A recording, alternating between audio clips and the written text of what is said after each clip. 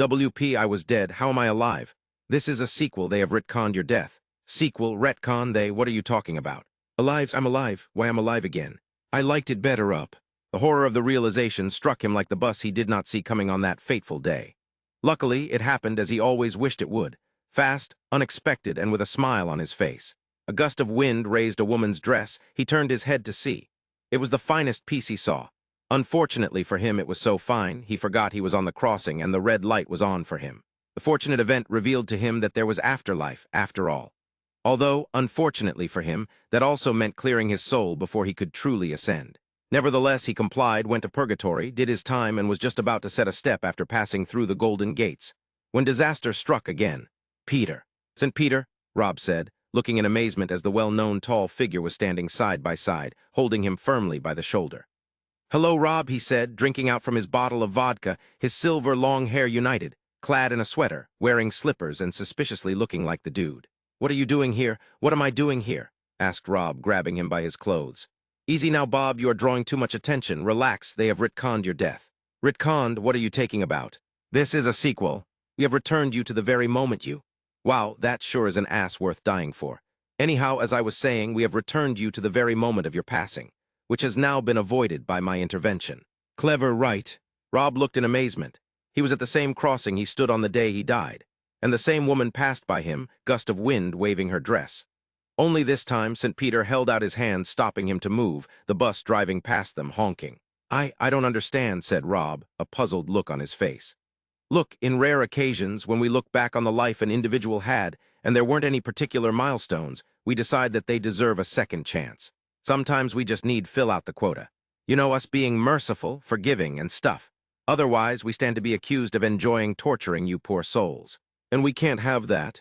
No particular milestones. Well, let's face it, Rob, it ain't like you did much with your life. If it can be called life, outside of your work, you barely existed.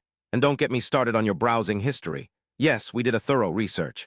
So you are bringing me back here to deal with people. Have I not suffered enough? I've been to purgatory. Yeah, we have been a bit hasty with that. We apologize. You see, the paperwork is a pain in the back, even with us. And it doesn't help at all that all we have are volunteers. I tell you, sometimes I'm tempered sending them down here just to teach them a lesson. Wait.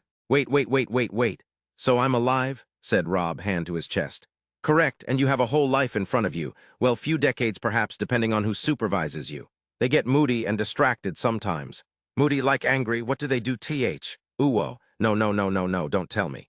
Now, Rob, let's not get ahead of ourselves, said St. Peter, coughing in before clearing his throat and speaking.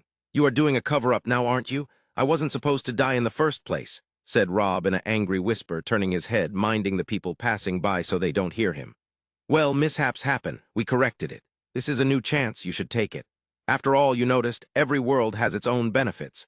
And some things done here can't be done up, said St. Peter, lowering his voice during the last sentence. Yeah, that is a bummer, added Rob in a matter-of-fact way. So it's all done then. Hold on, am I supposed to just continue from here on? I've been gone for years. Well, technically, you haven't.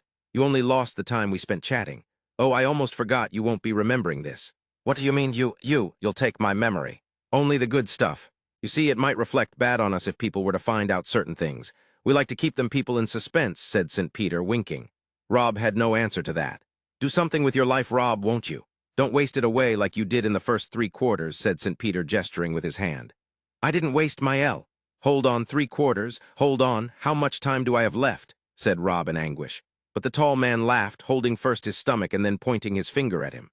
Funny, very funny, yes, said Rob. But he got the joke eventually, a laughter taking over him as well, a pleasant felling. After he collected himself, he raised his gaze, wondering why he was laughing. Turning around, more questions arose. He was wondering why he's standing in the street. People passing by looking at him surely thought he was odd.